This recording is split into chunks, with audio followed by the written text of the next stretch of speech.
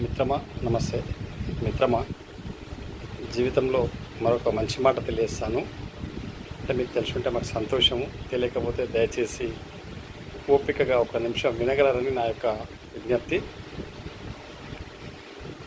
జీవితంలో ప్రతి మనిషికి తన స్నేహితుడు కసిరిన కసురు 2 నమస్కారాల కన్నా ఎక్కువ అని గ్రహించాలి. అర్థమైందా మిత్రమా?